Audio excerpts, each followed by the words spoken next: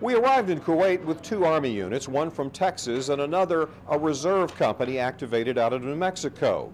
Because of the threat of terrorism, we're under heavy security conditions, and this is all we can show you at this point.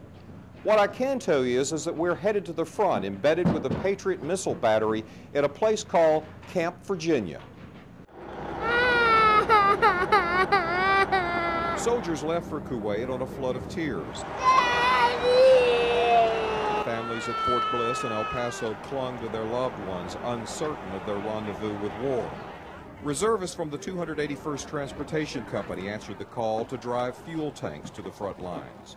Jesse Molina sent his baby daughter, 20-year-old Vanessa, from Albuquerque, New Mexico. Fathers are used to sending their sons off to war.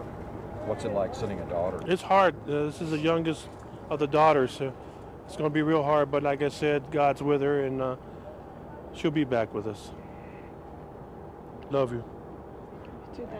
Families of the 552 Air Defense Artillery savored their final moments of affection.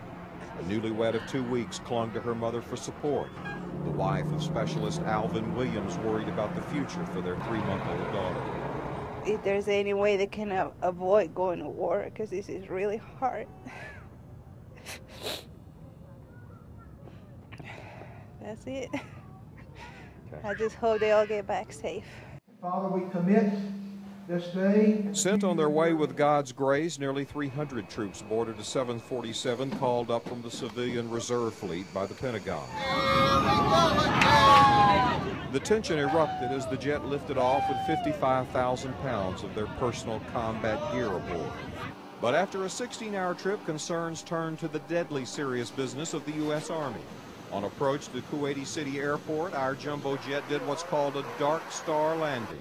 The pilots turned off all lights, inside and out, to make the aircraft a less vulnerable target.